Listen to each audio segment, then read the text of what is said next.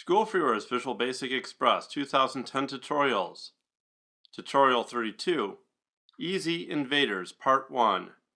Simple game programming, overview, and form setup. This is an example of the video game that we will create within this section of the tutorial series.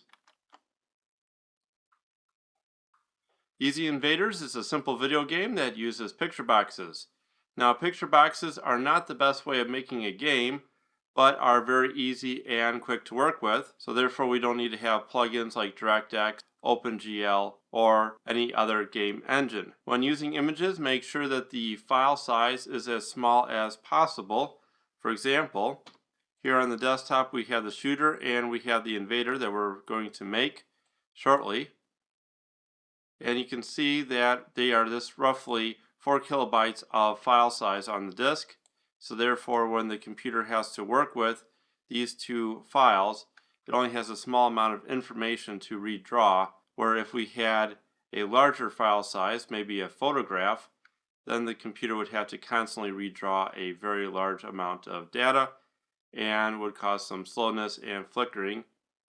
GIMP will be used to make the shooter and the invader, and you can download GIMP at gimp.org. The EZInvader tutorials are cut into sections. Each video has an EZInvader part number in the title, and the first parts of the game are completed. So what we may end up having is a completed game that looks a little bit different than what you saw as an example in the beginning of this tutorial. And all code, pictures, and sound files can be downloaded at schoolfreeware.com. First thing I'll do is go to New Project, select Windows Form Application, rename to EZInvaders, click OK. Click on the form, and then within the Solution Explorer I'll just rename the form, state form main. I don't wish to have the form resized, so under Properties, I'll go to Form Border Style, and I'll select Fixed Dialog.